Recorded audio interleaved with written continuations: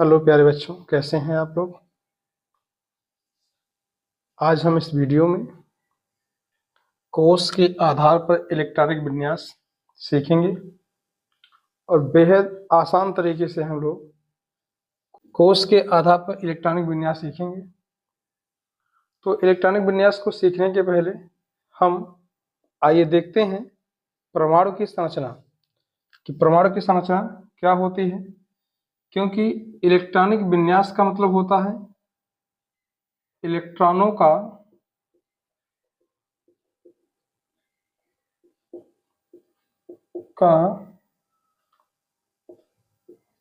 परमाणु के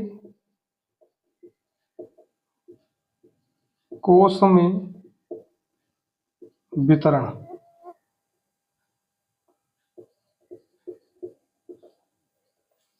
इलेक्ट्रॉनों का परमाणु के कोश में वितरण मतलब इलेक्ट्रॉनों का परमाणु के कोश में वितरण जो होता है उसी को इलेक्ट्रॉनिक विन्यास कहा जाता है।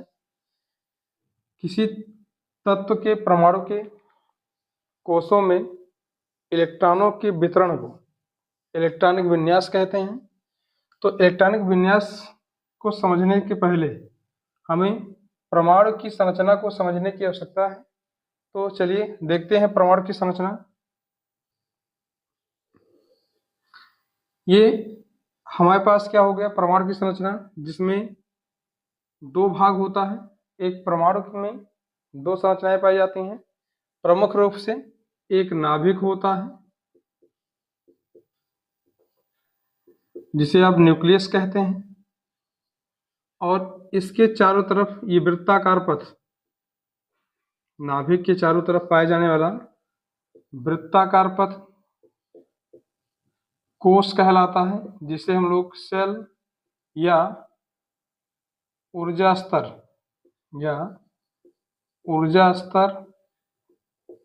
और ऊर्जा स्तर को एनर्जी लेवल कहते हैं। इसे हम लोग क्या कहते हैं, एनर्जी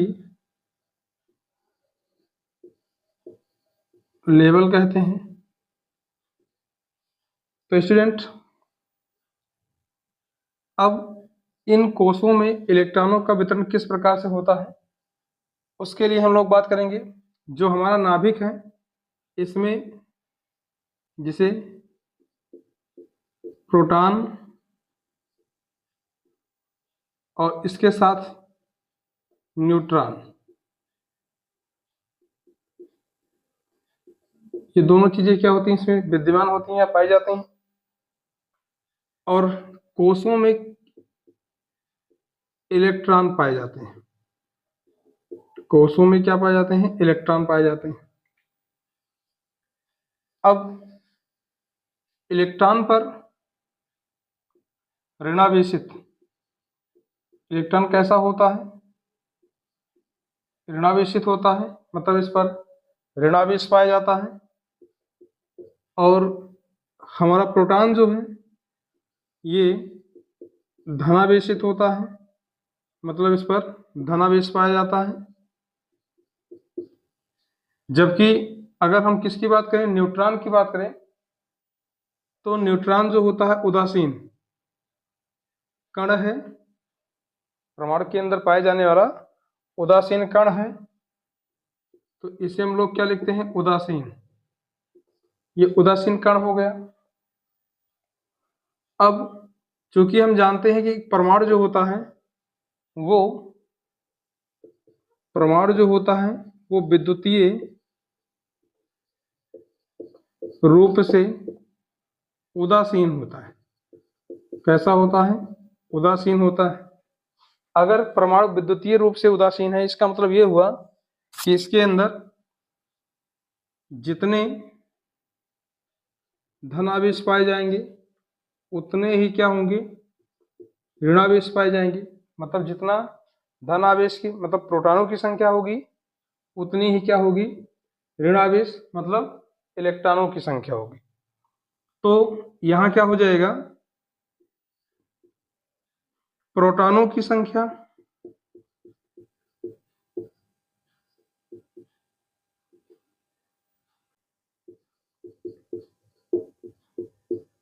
बराबर इलेक्ट्रॉनों की संख्या की। अब ध्यान रखिए, प्रोटॉनों की संख्या को हम लोग प्रोटॉन को P से प्रदर्शित करते हैं, स्मॉल p, और इलेक्ट्रॉन को स्मॉल e से। चूंकि हम जानते हैं परमाणु क्रमांक को हम Z से प्रदर्शित करते हैं। और अगर बात किया जाए परमाणु क्रमांक की, किसी तत्व के परमाणु के नाभिक में उपस्थित प्रोटॉनों की संख्या को इसकी डिफिनेशन हो जाएगी, किसी तत्व के परमाणु के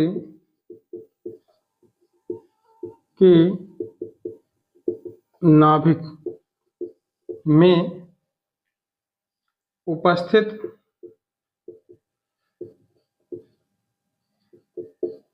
प्रोटॉन की संख्या या प्रोटॉनों की संख्या को परमाणु क्रमांक कहते हैं। परमाणु क्रमांक कहते हैं। तो परमाणु क्रमांक क्या हो गया? किसी तत्व के नाभिक में उपस्थित प्रोटॉनों की संख्या को परमाणु क्रमांक कहते हैं। अब ध्यान रखना ये है, प्रोटॉनों की संख्या अभी मैंने आपको ऊपर बताया, जितना धनावेश होगा एक परमाणु में उतना ऋणावेश होता है। प्रोटॉनों की संख्या इलेक्ट्रॉनों की संख्या के बराबर होती है। और वही परमाणु क्रमांक की बात करें तो परमाणु क्रमांक क्या होगा?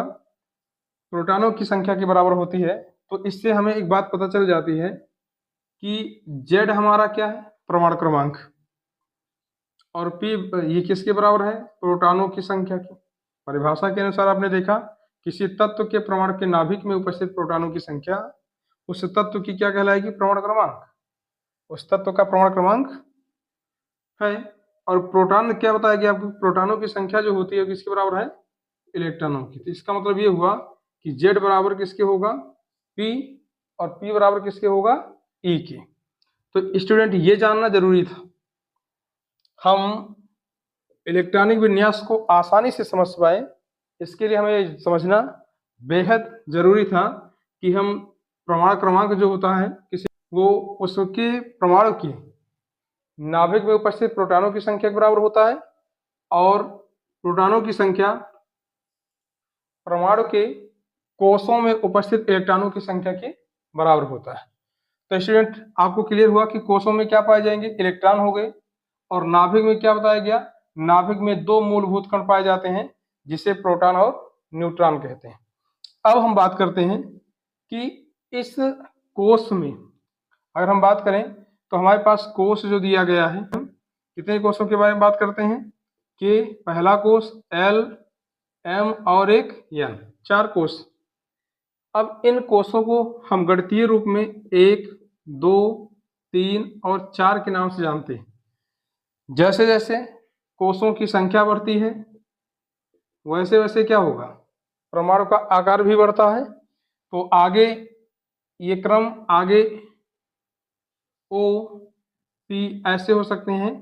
तो यहाँ भी क्या होगा? 5 या 6, इसको हम लोग क्या कर देंगे? बढ़ा सकते हैं। ये तो डिपेंड करता है कि हमारे पास किस प्रकार का परमाणु है। तो स्टूडेंट बात करते हैं हम लोग कि इस कोषों में जो ये कोष दिए गए हैं K, L, M, N, इसमें कितने इलेक्ट्रॉन किस प्रकार से भर सकते हैं? तो उसके लिए आइए हम लिखते हैं बोहर-बरी का नियम, या उसे हम लोग बोर-बरी का नियम भी कहते हैं। बोर-बरी, बोर-बरी का इलेक्ट्रॉनिक विन्यास, बोर-बरी के इलेक्ट्रॉनिक विन्यास का नियम। अब बोर-बरी के इलेक्ट्रॉनिक विन्यास का नियम कहता है कि प्रत्येक कोष में इलेक्ट्रॉनों की संख्या, प्रत्येक कोष में इलेक्ट्रॉनों की संख्या, इलेक्ट्रॉनों की संख्या बराबर 2n² होती। बोरवरी का नियम कहता है कि प्रत्येक कोष में इलेक्ट्रॉनों की संख्या 2n² होती है, जहां n कोषों की संख्या को, किसको, कोषों की संख्या को प्रदर्शित करता है। n बराबर क्या हो जाएगा आपका, कोषों की संख्या। तो स्टूडेंट अब हमारे पास कितने कोष दिए गए हैं उसके बारे में अगर बात करें हम, तो पहला कोष हमारा क्या है K, दूसरा L, तीसरा M और चौथा क्या हो जाएगा, N हो जाएगा। इस फार्मूले का प्रयोग अगर हम पहले कोष के लिए करें तो 2n² के स्थान पर, ये जो 2n² है इसके स्थान पर ये पहला कोष, क्योंकि इसे हम लोग क्या कहते हैं, पहला कोष कहते हैं K को, तो n इसके स्थान पर लिख देंगे हम लोग 1, और n का स्क्वायर है तो 1 का स्क्वायर हो जाएगा। इस प्रकार से इसका स्क्वायर करेंगे, 1 का स्क्वायर 1 होगा, और 1 का गुणा 2 से करते हैं तो क्या मिल जाएगा हमको, 2 मिल जाएगा। तो इसका मतलब ये हुआ कि K कोष में हम 2 इलेक्ट्रॉन रख सकते हैं। चलिए इसके बाद हम लोग बात करते हैं किसके लिए, अब दूसरा हो जाएगा आपका 2n², और यहाँ 2n के स्थान पर L के लिए 2 होगा, तो L के लिए 2 होगा तो यहाँ 2 का स्क्वायर करेंगे, 2 का स्क्वायर 4 होता है, और 4 का गुणा अगर 2 से करेंगे तो कितना आएगा, 8 आ जाएगा। मतलब L कोष में 8 इलेक्ट्रॉन रखे जा सकते हैं। उसके बाद हम लोग बात करते हैं M के लिए, तीसरा कोष है ये 2n² बराबर, तो यहाँ क्या करेंगे, 2n² के स्थान पर हम लोग 3 लिखेंगे, 3 का स्क्वायर, और 3 का स्क्वायर 9 होगा, 9 का गुणा अगर 2 से करेंगे तो 18 आ जाएगा। मतलब M कोष में हम मैक्सिमम 18 इलेक्ट्रॉन रख सकते हैं। और इस प्रकार से आगे बढ़ेंगे तो हमें मिल जाएगा N कोष, और N कोष में ये फार्मूला अप्लाई करेंगे तो 2n चौथा कोष है इसलिए 4 का स्क्वायर कर देंगे, और 4 का स्क्वायर करेंगे तो उसका मान आएगा 16, 16 का गुणा 2 से कर देंगे तो कितना आ जाएगा, 4 का स्क्वायर 16 दूना 32। तो मतलब N कोष में मैक्सिमम कितने इलेक्ट्रॉन रखे जा सकते हैं, 32 इलेक्ट्रॉन रखे जा सकते हैं। ये हमें कहाँ से पता चला, इस नियम के अनुसार। लेकिन जो इलेक्ट्रॉनिक विन्यास हम लोग करते हैं उस पर इलेक्ट्रॉनिक विन्यास का जो रूल लगाते हैं वो इलेक्ट्रॉनिक विन्यास के लिए हम लोग जो नियम लिखते हैं उसमें K के लिए 2 इलेक्ट्रॉन, K के लिए 2 इलेक्ट्रॉन हो गया, L के लिए 8, M के लिए 8, N के लिए 18 और 18 32। तो कोषों की संख्या जैसे बढ़ती जाएगी हम लोग क्या करेंगे, इस प्रकार से क्या करते हैं, इलेक्ट्रॉनिक विन्यास। इलेक्ट्रॉनिक विन्यास में इलेक्ट्रॉनों का वितरण परमाणुओं के लिए उनके कोषों में इस हिसाब से इलेक्ट्रॉन या इनके अनुसार क्या किया जाता है, रखा जाता है। तो हो गया कि किस कोष में कितने इलेक्ट्रॉन रखे जा सकते हैं। हमें इलेक्ट्रॉनिक विन्यास में कितने इलेक्ट्रॉन प्रयोग करना है इसके बारे में हम लोग यहाँ देखेंगे। तो हमें ज्ञात हो गया कि K कोष में मैक्सिमम 2 इलेक्ट्रॉन, L कोष में 8, M कोष में 18 और N कोष में 32 इलेक्ट्रॉन रखे जा सकते हैं। अब इलेक्ट्रॉनिक विन्यास ये इन कोषों की कैपेसिटी, क्षमता कि K कोष में मैक्सिमम 2 ही इलेक्ट्रॉन रख सकते हैं, L कोष में 8 इलेक्ट्रॉन रख सकते हैं, M कोष में 18 और N में 32 रख सकते हैं। इलेक्ट्रॉनिक विन्यास के लिए कितने इलेक्ट्रॉन किस कोष में रखे जाएंगे हम लोग उसको आधार मानते हैं इलेक्ट्रॉनिक विन्यास का, और वो बताया गया 2, 8, 8, 18, 18, 32। मतलब इलेक्ट्रॉनिक विन्यास इसके आधार पर किया जाएगा। इसका मतलब क्या हुआ, पहले कोष में K कोष में 2 इलेक्ट्रॉन, L कोष में 8, M कोष में 8, N कोष में भी 18 हो जाएगा, O कोष में 18, अगर आगे मिलता है कोष तो उसमें 18 फिर 32 इलेक्ट्रॉन रखे जाएंगे। ये क्रम होगा इलेक्ट्रॉनिक विन्यास करने का। तो चलिए हम स्टार्टिंग से अगर देख लें तो सबसे पहले तत्व तो हमारा मिलता है हाइड्रोजन, जिसका परमाणु क्रमांक 1 होता है। उसके बाद हो जाएगा हीलियम, परमाणु क्रमांक 2, लिथियम परमाणु क्रमांक 3, बेरिलियम परमाणु क्रमांक 4, बोरान परमाणु क्रमांक 5, कार्बन परमाणु क्रमांक 6, नाइट्रोजन परमाणु क्रमांक 7। और इसके बाद 8वां हो जाएगा ऑक्सीजन परमाणु क्रमांक 8 हो जाएगा।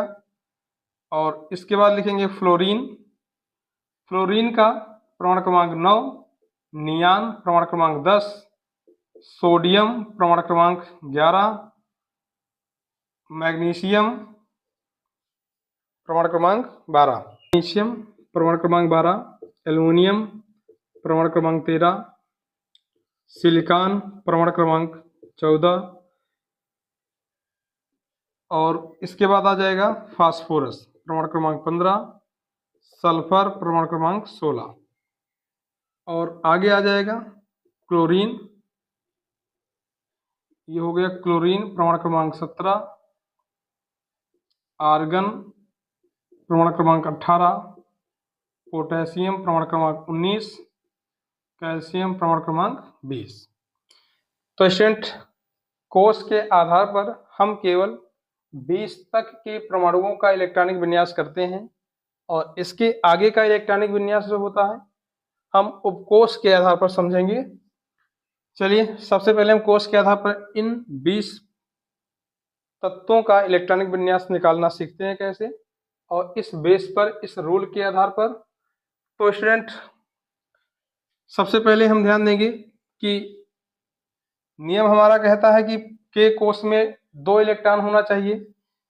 हाइड्रोजन का इलेक्ट्रॉनिक विन्यास करना है, इसके पास केवल एक ही, इसका परमाणु क्रमांक 1 है, तो एक ही क्या होगा, इसके पास इलेक्ट्रॉन होगा, क्योंकि अभी मैंने आपको बताया परमाणु क्रमांक जो होता है प्रोटॉनों की संख्या के बराबर होता है, और प्रोटॉनों की संख्या जो होती है इलेक्ट्रॉनों के बराबर होती है। तो ध्यान दीजिए कि ये परमाणु क्रमांक किसके बराबर हो गया, इलेक्ट्रॉनों की संख्या के बराबर हो गया। तो अगर एक परमाणु क्रमांक है, इसका मतलब हुआ इसके पास एक इलेक्ट्रॉन भी है, तो एक इलेक्ट्रॉन हम क्या करेंगे, के कोष में रख देते हैं। अब चूंकि इसमें रखना 2 था, लेकिन इलेक्ट्रॉन है नहीं, तो हम लोग क्या करेंगे, एक ही इलेक्ट्रॉन रखेंगे। चलिए दूसरे चलते हैं हीलियम पर। हीलियम में 2 इलेक्ट्रॉन पाए जाएंगे, तो इसको 2 लिख देंगे। अब हमारा यहाँ हीलियम पर हमारा क्या होता है, पहला कोष क्या हो जाएगा, कंप्लीट हो जाएगा। जब जिन कोषों की जितनी क्षमताएं बताई गई हैं उतना इलेक्ट्रॉन रख देते हैं आप, तो जो इलेक्ट्रॉन बचते हैं उन्हें अन्य या आगे वाले कोषों में क्या करते हैं, हम लोग प्रेषित करते हैं, भेजते हैं। तो यहाँ क्या हो जाएगा, यहाँ परमाणु क्रमांक 3 है, तो 2 तो पहले कोष में चला जाएगा, ये कंप्लीट हो गया पहला कोष। अब हमारे पास बचा कितना, एक इलेक्ट्रॉन, तो उसे हम एल कोष में क्या करेंगे, भेजेंगे। तो इसका इलेक्ट्रॉनिक विन्यास क्या मिल जाएगा हमको, 2,1। अब बात करते हैं किसके बारे में, बेरिलियम के बारे में। 4 है, तो पहले कोष में 2 इलेक्ट्रॉन, बचा कितना, 2, तो 2 इलेक्ट्रॉन दूसरे कोष में चला जाएगा। इसी प्रकार से हम बात करेंगे बोरान पर, तो बोरान का पहले कोष में क्या होगा, 2 इलेक्ट्रॉन, और दूसरे कोष में 3 इलेक्ट्रॉन। कार्बन की बात करें तो पहले कोष में 2 इलेक्ट्रॉन, दूसरे कोष में 4 इलेक्ट्रॉन हो जाएगा, 4 2 मिलकर क्या हो जाएंगे, 6 इलेक्ट्रॉन के बराबर। इसी प्रकार से चलेंगे, 2 इलेक्ट्रॉन हो गया नाइट्रोजन का, पहले कोष में 2 इलेक्ट्रॉन, दूसरे कोष में 5 इलेक्ट्रॉन, और 5 2 किसके बराबर हुआ, 7 इलेक्ट्रॉन। मतलब जितने परमाणु क्रमांक हैं उतने ही इलेक्ट्रॉन आपको क्या करना है, कोषों में वितरित करना है। अब यहाँ बात करते हैं, तो पहले कोष में हमारे पास 8 इलेक्ट्रॉन है टोटल, परमाणु क्रमांक इलेक्ट्रॉनों की संख्या के बराबर होगा, तो इसलिए क्या बताएंगे, 8 इलेक्ट्रॉन है तो यहाँ 2 लिखेंगे, बचा हमारे पास कितना, 6 बचा, 6 चला जाएगा दूसरे कोष में। तो यहाँ के कोष और एल कोष में कितना इलेक्ट्रॉन अभी तक हो पाया है, 6। इसके बाद फ्लोरीन पर देखते हैं, तो 2 कामा क्या हो जाएगा, 7। नियान पर आएंगे तो नियान में हो जाएगा 2 कामा 8। अब हमारा दूसरा कोष भी क्या हुआ, कंप्लीट हो चुका है। तो जब हम सोडियम का इलेक्ट्रॉनिक विन्यास करेंगे तो सबसे पहले कोष में 2 इलेक्ट्रॉन रखेंगे और दूसरे में 8। 8 2 मिलकर कितना हो जाएगा, 10। अभी भी 1 इलेक्ट्रॉन बचा है, उसे हम लोग क्या करेंगे, जब हमारा दूसरा कोष कंप्लीट हो गया तो उसे तीसरे कोष में क्या कर देंगे, प्रेषित कर देंगे, जितने इलेक्ट्रॉन बचे होंगे। अब हमारे पास क्या हुआ कि हमारे पास एम कोष में, यहाँ एम कोष में इलेक्ट्रॉन 1 आ गया। अब इसके बाद मैग्नीशियम है, तो मैग्नीशियम का इलेक्ट्रॉनिक विन्यास 2,8,2 हो जाएगा। अब इसके बाद इसी क्रम में हम संख्या को बढ़ाते चलेंगे। 13 का करना है एल्युमिनियम का इलेक्ट्रॉनिक विन्यास, तो पहले कोष में 2 इलेक्ट्रॉन बचा हमारे पास कितना, तो हमारे पास बचा 11 है, 11 8 भर देते हैं जिसमें दूसरे वाले कोष में, तो 8 2 10 हो गया। अभी हमारे पास 3 इलेक्ट्रॉन बचा है, 3 इलेक्ट्रॉन जो बचा है उसे तीसरे कोष में भेज देंगे। और फिर बात करेंगे किस पर, सिलिकॉन पर। सिलिकॉन पर क्या देखेंगे हम लोग, इसमें पहले कोष में 2 इलेक्ट्रॉन, दूसरे में 8 और तीसरे में 4। इसी प्रकार से फास्फोरस का पहले कोष में 2 इलेक्ट्रॉन, दूसरे में 8, तीसरे में 5 हो जाएगा। सल्फर की बात करेंगे तो पहले कोष में 2 इलेक्ट्रॉन, दूसरे कोष में 8 और तीसरे कोष में 6 इलेक्ट्रॉन हो जाएंगे। अब ये सल्फर तक इलेक्ट्रॉनिक विन्यास कंप्लीट हुआ है। इसके बाद हम लोग बात करेंगे क्लोरीन की। तो क्लोरीन की पहले कोष में 2 इलेक्ट्रॉन रखते हैं, दूसरे में 8 रखेंगे, 8 2 10 हो जाएगा। ये 17 है, मतलब 7 इलेक्ट्रॉन अभी भी रखना है हमें, तो 7 इलेक्ट्रॉन तीसरे कोष में चला जाएगा और ये तब तक जाएगा जब तक ये तीसरे कोष में 8 इलेक्ट्रॉन नहीं हो जाता है। 18 परमाणु क्रमांक आर्गन का है, इसका इलेक्ट्रॉनिक विन्यास करेंगे तो पहले कोष में 2, दूसरे में 8, तीसरे में 8। अब हमारा तीसरा कोष क्या हुआ, कंप्लीट हुआ। तो जो इलेक्ट्रॉन एक्स्ट्रा मिलेगा हम चौथे कोष को क्या करेंगे, प्रेषित करेंगे। तो यहाँ क्या हो जाएगा, पोटेशियम के लिए इलेक्ट्रॉनिक विन्यास जो मिलेगा हमें वो होगा 2,8,8 2 8 10 10 8 18। अभी 1 इलेक्ट्रॉन और बचा है, तो ये चौथे कोष में चला जाएगा। एन कोष कहते हैं, एन कोष में 1 इलेक्ट्रॉन आ गया, तो ये हो गया आपका के, ये एल, ये एम और ये एन। तो एन में क्या हो गया, 1 इलेक्ट्रॉन। आगे बात करते हैं कैल्शियम के लिए। तो कैल्शियम का परमाणु क्रमांक 20 है और 20 का इलेक्ट्रॉनिक विन्यास करेंगे 2,8,8,2। ये हो जाएगा आपके कैल्शियम का इलेक्ट्रॉनिक विन्यास। तो स्टूडेंट इस प्रकार से हम लोग क्या करते हैं, इलेक्ट्रॉनिक विन्यास करते हैं।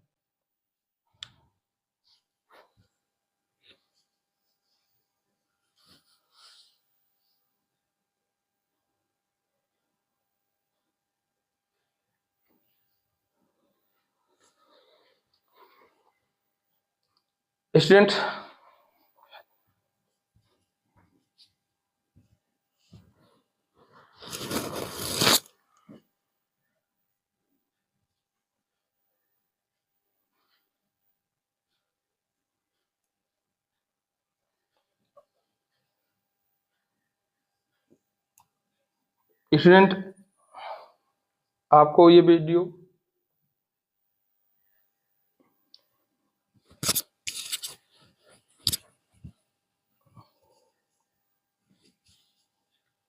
आशा करते हैं कि इलेक्ट्रॉनिक विन्यास आपको समझ में आया होगा। आने वाली हमारी वीडियो में आप लोग उपकोष के आधार पर इलेक्ट्रॉनिक विन्यास करना सीखेंगे। आशा करते हैं कि ये वीडियो आपको समझ में आया होगा और आप आसानी से कोष के आधार पर इलेक्ट्रॉनिक विन्यास निकाल पाएंगे। फिर भी अगर किसी प्रकार की कोई समस्या या किसी प्रकार का डाउट रह जाता है तो प्लीज़ बताइएगा जरूर। डाउट को हम जरूर क्लियर करेंगे। हमारे इस वीडियो को ज़्यादा से ज़्यादा शेयर करें, सब्सक्राइब करें, लाइक करें, कमेंट करें। धन्यवाद।